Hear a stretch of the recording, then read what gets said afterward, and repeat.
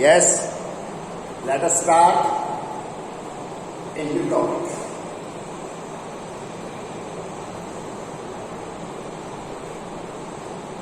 The topics chosen for your syllabus are somehow different. They are not following a reading path. Then every topic in your syllabus has a totally new dimension in it, or you can say unique in itself. Generally, we don't think in that way. That is unique in itself. From the very title, it is obvious. आप title से ही आपको पता लग जाएगा. Second topic first unit. नाम देखिए, on the pleasures of no longer being very young. सुना है? क्या है? देखिए, on the pleasures, PLEASURES, pleasures of no longer being very young. काफी बड़ा टाइटल है.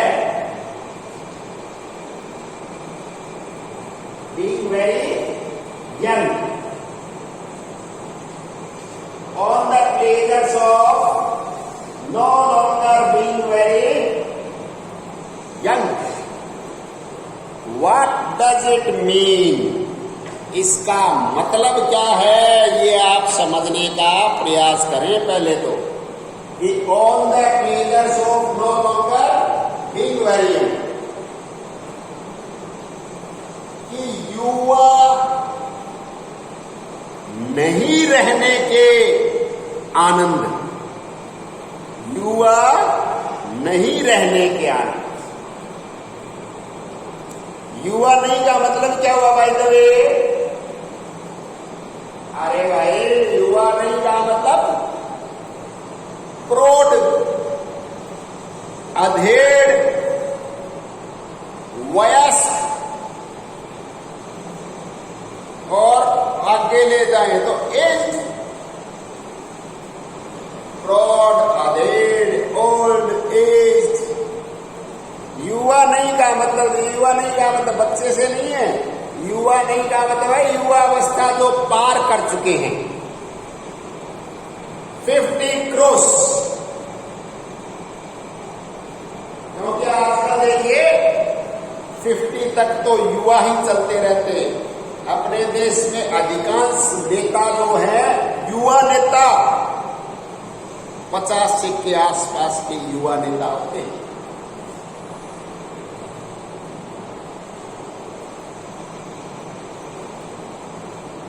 अब यहां इस आर्टिकल में आप ये देखने का, समझने का अलग तरीके से प्रयास करेंगे कि युवा न रहने के भी अपने बहुत सारे आनंद हैं. युवा न रहने के, यहां आप राइटर का जो नाम है उसकी फुल फॉर्म याद रखेंगे. मेरी बात तो मेन बात ये क्या है? GK Chesterton. कई बार आ चुका है, ध्यान में रखना. फुल नेम छोटे वाले प्रश्न में 1 नंबर 2 नंबर. अब लिख दिया पूरा गिलबर्ट कीथ चेस्टरटन तो पूरा मिलेगा. इसके अलावा कुछ भी लिखो, कुछ नहीं मिलेगा. पूरे नाम आपको सभी राइटर्स के याद रखने हैं. जैसे पहले वाला क्या था? E.V. Lucas, Edward Verrall Lucas. लिख दिया तो पूरे में में से पूरे नहीं लिखा तो कुछ नहीं। यही यहां है, जी.के. चेस्टरटन नाम याद रखेंगे। अब आगे आइए, दूसरी बात सुनिए कि on the pleasures of no longer being very young, युवा न रहने के फायदे। तो युवा न रहने के इसके मतलब कुछ न कुछ फायदे तो होंगे, पर जैसा मैंने आपको बताया ऐसा कोई सोचता नहीं, ऐसा कोई सोचता नहीं। क्या नहीं सोचता कि युवा न होने के लिए कोई फायदे या कोई फायदे से ज्यादा फायदा तो देखो हो गया प्रॉफिट, ये फायदा नहीं है, प्लेजर, आनंद। सामान्य जो सोच है, सामान्य अवधारणा क्या है कि जीवन के आनंद युवावस्था में ही है। युवावस्था में ही मनुष्य इस जीवन के आनंद लेता है या ले सकता है। समझ रहे ना? ये सामान्य कॉन्सेप्ट है कि युवावस्था में जीवन के आनंद लिए जाते हैं। अब यहां पर ये उसके अलावा कि आदमी युवा नहीं रहा तो सामान्य क्या होता है कि युवाओं की खुद की और समाज की उसके प्रति जो एक सोच है वो कैसी हो जाती है कि ठीक है बेचारा अपना जीवन जी रहा है। एक सहानुभूति का सा एटीट्यूड हो जाता है, क्योंकि अब उसके शरीर में वो उतनी चपलता नहीं रही, शरीर की सामर्थ्य कम हो गई, ऐसा मानते हैं। तो शरीर की सामर्थ्य से आनंद का कोई ज्यादा लेना देना नहीं है, यही समझाने का प्रयास बड़े ही इफेक्टिव तरीके से किया। जब भी देखिए मैंने आपको क्या बताया कि ये यूनिक है अपने आप में, क्योंकि ऐसे बिंदु पर, ऐसे टॉपिक पर आर्टिकल लिखना ज्यादा संभावनाएं क्या होती है कि लोग कम पसंद करें, कि ये क्या टाइटल देखकर रिजेक्ट कर दे। पर देखो इन्होंने ऐसा लिखने का साहस किया है, पहली बार साहस किया है और सफलतापूर्वक अपनी बात को सबके सामने रखा है। इसलिए आपसे सिग्निफिकेंस ऑफ द टाइटल भी पूछा जा सकता है। प्रश्न बनाने के लिए एग्जामिनर स्वतंत्र है, पर ये जो लिखा हुआ है on the pleasures of no longer being very young, आपके परीक्षा पत्र में ऐसा प्रश्न आ सकता है, discuss the significance of the title on the pleasures of no longer being very young by G.K. Chesterton। तो आपको इस टाइटल की जो प्रासंगिकता है, सिग्निफिकेंस है, वो आनी चाहिए, पता होना चाहिए। आर्टिकल हम पढ़ेंगे वर्ड टू वर्ड तो आपको समझ में आना ही है। फिर भी कहीं पर कोई भी शंका लगे, आप निसंकोच पूछ सकते हैं। देखिए, there are advantages in the advance through middle age into later life which are very seldom stuttered in a sensible way। सीधा सरल स्टेटमेंट से इन्होंने अपना आर्टिकल शुरू किया कि एडवांटेजेस हैं, कोई डाउट नहीं है। देयर आर एडवांटेजेस का मतलब एडवांटेजेस हैं।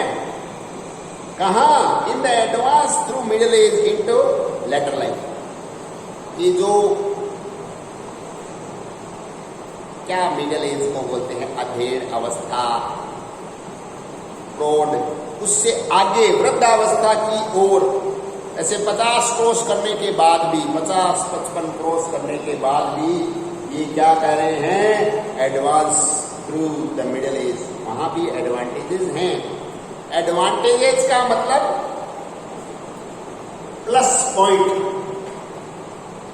एडवांटेज का मतलब क्या है? प्लस पॉइंट, फायदे की स्थिति में होना। तो वहां भी फायदे की स्थिति में है। Which are very seldom stated in a sensible. खास बात ये है क्या? देखो फायदे तो हैं, पर सेल्डम बेटा नेगेटिव होता है, आपको पता है।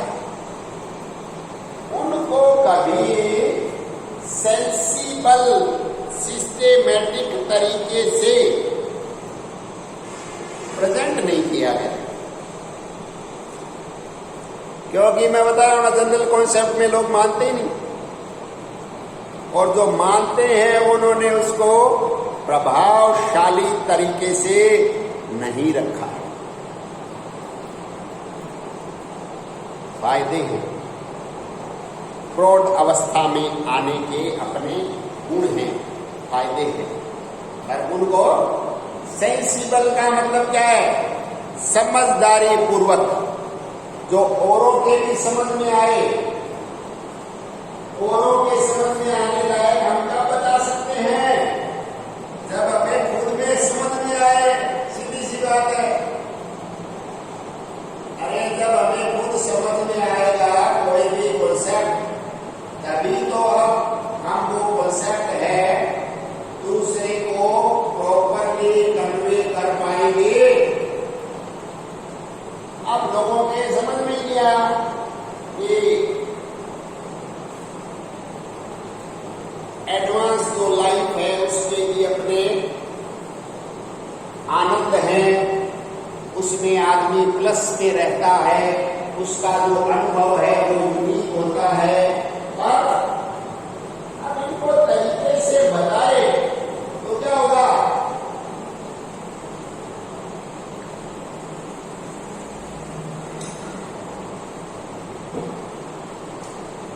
उस अवस्था के लोगों का उत्साह बढ़ेगा, जीवन के प्रति मनुष्य की रुचि बढ़ेगी। देखिए हर अवस्था के अपने अपने एडवांटेज डिसएडवांटेज होते हैं। कोई भी अवस्था सिर्फ एडवांटेज की नहीं है, तो साथ ही कोई भी अवस्था सिर्फ डिसएडवांटेज की भी नहीं है। ये समझना सबसे पहले जरूरी है। हर परिस्थिति के भी, इवन हर अवस्था के भी, हर उम्र के भी अपने अपने एडवांटेजेस और डिसएडवांटेजेस हैं। तो यहां पर हम किस चीज की ओर बढ़ रहे हैं, क्या करने का प्रयास कर रहे हैं कि advantages of no longer being variable, कि युवा न रहने के क्या एडवांटेज है। अब ये कह रहे हैं कि देखो एडवांटेज है, पर उनको सही तरीके से आज तक किसी ने प्रेजेंट नहीं किया। अब प्रेजेंट नहीं किया तो लोगों की समझ में ज्यादा आएंगे भी कैसे? अब मैंने आपको क्या बताया कि कभी किसी ने किया नहीं तो वो ये कर रहे हैं। कौन? चेस्टरटन। तो चेस्टरटन कुछ अलग कर रहे हैं, इसके लिए हमें उन्हें साधुवाद देना चाहिए कि उन्होंने हमें भी कुछ अलग जो टेस्ट है वो प्रदान किया है।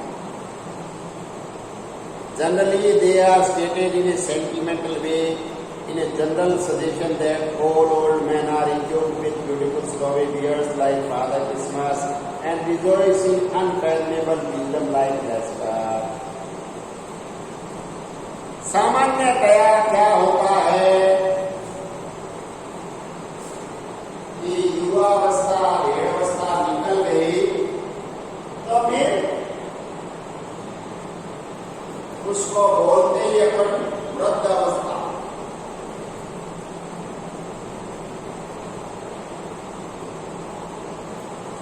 आदमी के बूढ़ा हो गया, सफेद बाल हो गए, सफेद दाढ़ी। दो नाम मैंने बताए हैं यहाँ पर, फादर क्रिसमस और नेस्टर अनफैथमेबल विजडम। देखिए अभी आगे बताएंगे, मैं आपको एडवांस में बता रहा हूं कि कोई बहुत ज्यादा सीधा सीधा संबंध नहीं है इस बात का। ये तो विजडम शब्द लिख रखा है ना, विजडम और एज का।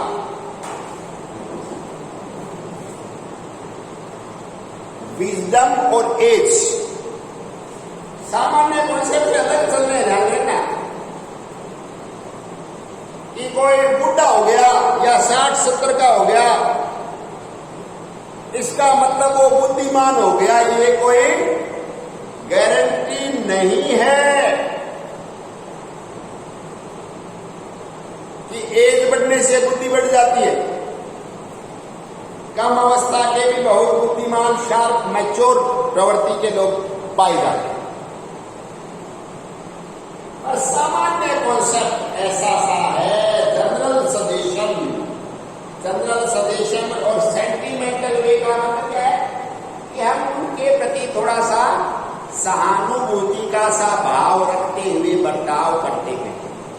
सहानुभूति का सा भाव रखते हुए बर्ताव करते हैं।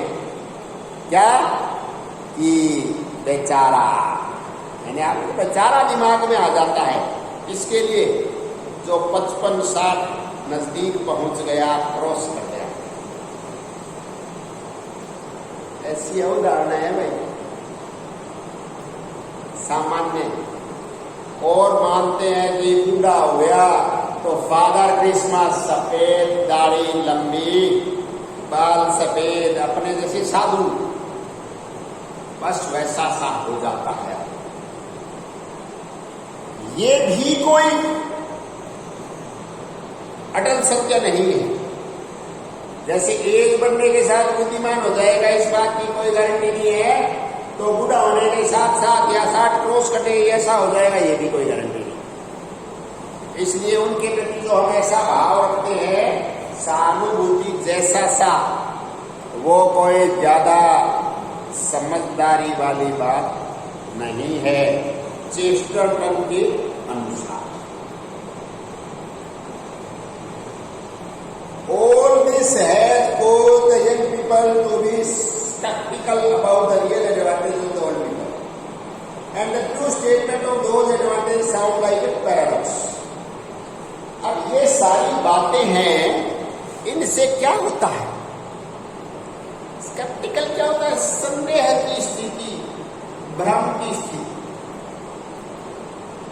एक ये बूढ़ा या एज में कोई जाना नहीं चाहता, क्योंकि सामान्य कॉन्सेप्ट है।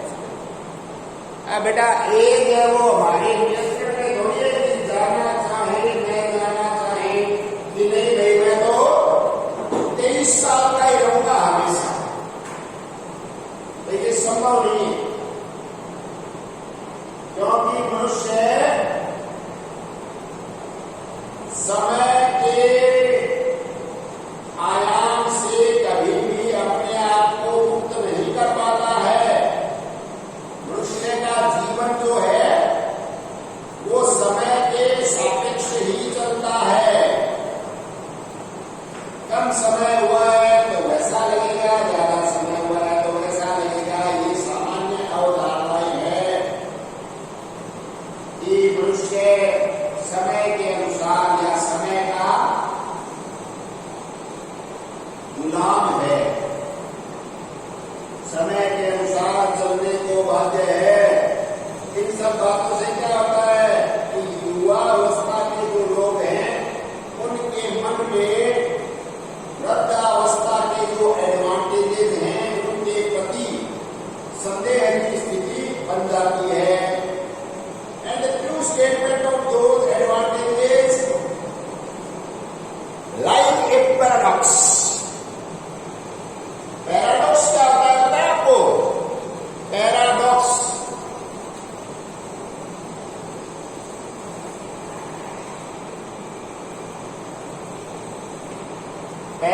पैराडॉक्स होता है विरोधाभास।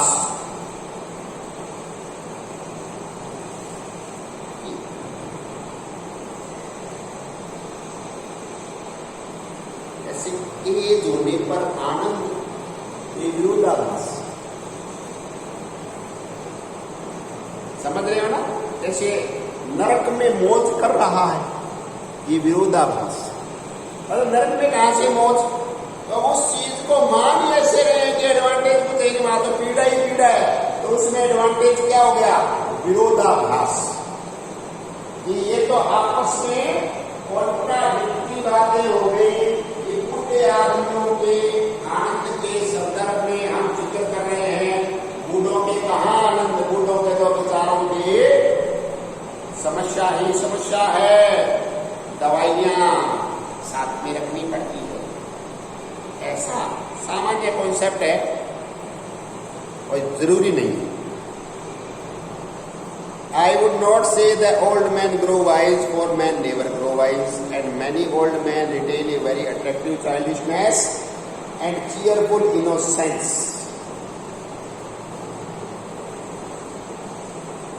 ये जो लाइन है, इसको आप अंडरलाइन कीजिए।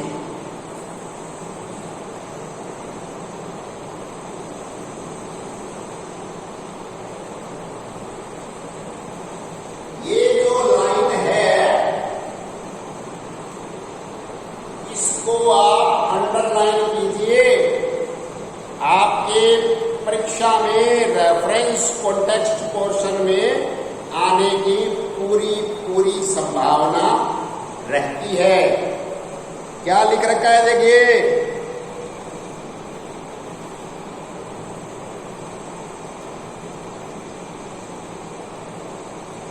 I would not say that old men grow wise. कि मैं ऐसा तो नहीं कहूंगा कि बूढ़ा होने से व्यक्ति बुद्धिमान हो जाता है। ये मैं आपको पहले भी हिंट किया था कि बुद्धिमान होने का कोई ज्यादा बुढ़ापे से संपर्क या संबंध सीधा सीधा नहीं है। ये बूढ़ा हो गया तो मानते हैं।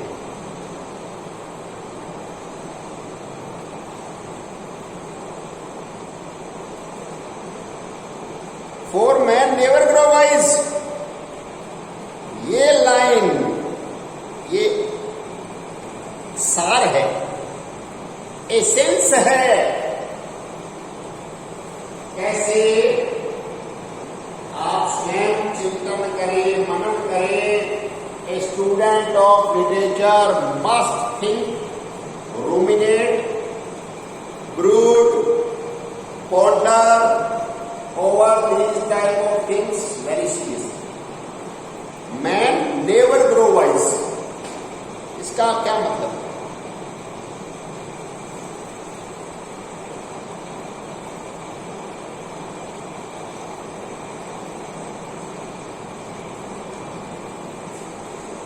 अरे बेटा,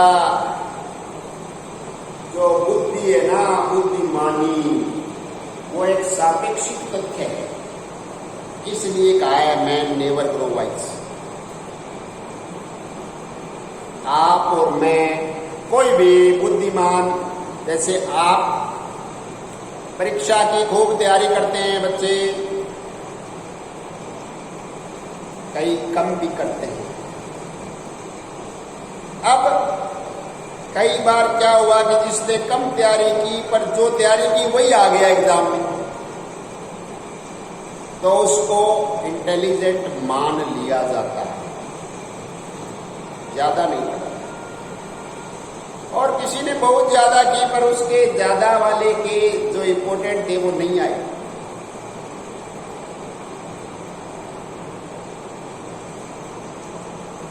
अब इससे क्या पता चलता है? पता है कि सापेक्षिक तथ्य है। सापेक्षिक इसके परिस्थितियों के, कि कहीं कहीं किन्हीं किन्हीं परिस्थितियों में वही व्यक्ति बड़ा बुद्धिमान, चतुर सिद्ध होता है, जो कहीं कहीं असफल भी हो जाता है। इसलिए वाइज की कोई अल्टीमेट ऐसा पैरामीटर नहीं बना हुआ कि ये भाई इतना वाइज हो गया तो बस इतना वाइज तो रहेगा ही। परिस्थितियां है, परिस्थितियों के अनुसार मनुष्य की जो बुद्धिमत्ता है, उसका चातुर्य है, उसकी परीक्षा होती ही रहती है। दूसरे एंगल से ये समझें कि हमेशा एक जैसा तो नहीं रहता है, इसलिए भी है मैन नेवर ग्रो वाइज, क्योंकि scope of improvement is always there.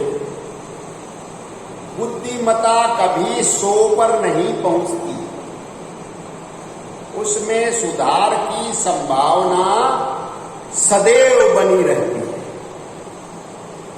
क्योंकि आगे से आगे नई नई परिस्थितियां, नई नई चुनौतियां व्यक्ति के जीवन में आती हैं। नई नई परिस्थितियां, नई नई चुनौतियां उसके जीवन का हिस्सा है। तब नई परिस्थिति में हमें वापस अपने आप को नए तरीके से सिद्ध करना ही होता है। जैसे सपोज आप अभी ये अपना जो सिस्टम चल रहा है क्या, कि हम वीडियो बना रहे हैं, अपलोड कर रहे हैं, आप उनको देख रहे हैं और समझ रहे हैं, तैयारी कर रहे हैं, एग्जाम के लिए मेंटली प्रिपेयर हो रहे हैं। माध्यम बदल गया ना। देखिए, कभी आप यहां क्लास में सामने बैठते थे और इंटरेक्शन भी होता, अब परिस्थितियां बदल गई। तो परिस्थितियों के अनुसार हमें अपने आप को सिद्ध करना है या नहीं है, करना पड़ेगा।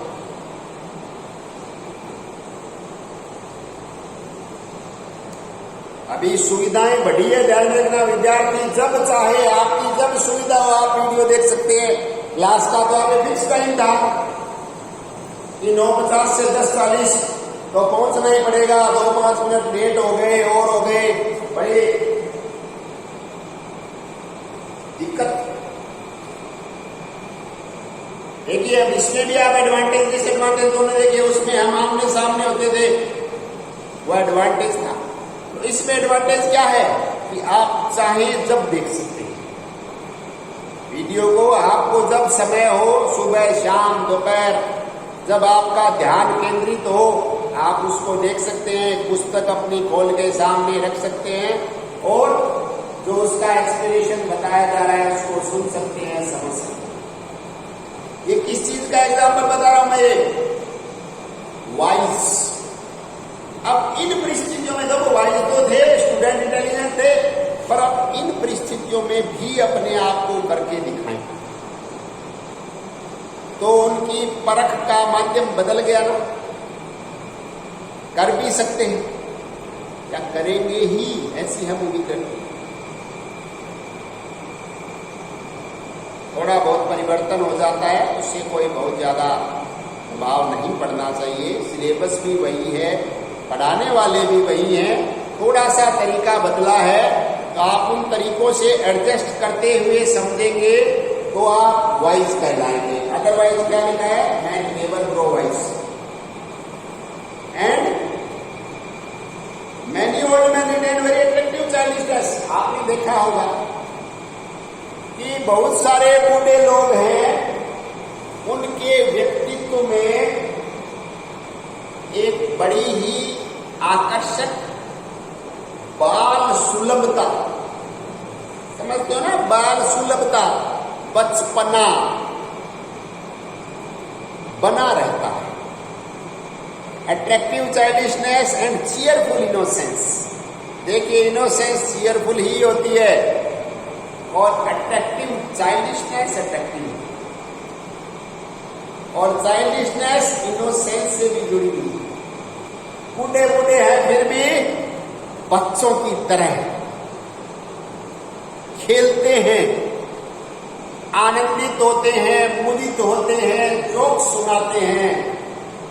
वो क्या है, वो उनके समझ में आ गया दुनिया समझदारी का सिस्टम। कि ज्यादा सीरियस होने से कोई लाभ वाली बात नहीं है, तो मुदित रहते हैं, अट्रैक्टिव चाइल्डिशनेस।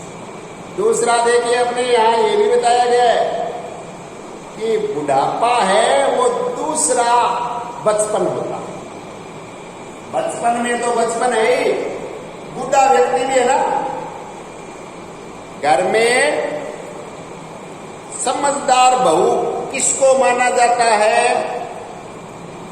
जो सबसे वृद्ध दादोसा बापोसा को सबसे पहले पूछे, उनको भोजन करवाए, उनके खाने पीने रहने का ध्यान रखे, अन्यथा उनके बच्चे की तरह मचलने की संभावनाएं बनी रहती हैं। कब नाराज हो जाए इस बात से भी कि मेरे को खाने के लिए ही नहीं पूछा अभी तक, बच्चे की तरह। तो ये क्या है? ये दूसरा बचपन है। समझदारी किसमें है?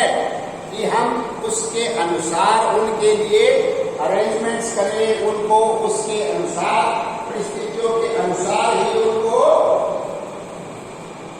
व्यवस्थाएं उपलब्ध कराएं। I hope you are enjoying. देखिए, कुछ अलग है, कुछ नया है, तो इसको समझना भी है, एंजॉय भी करना है, नए एंगल से जीवन के आयाम को देखने का प्रयास।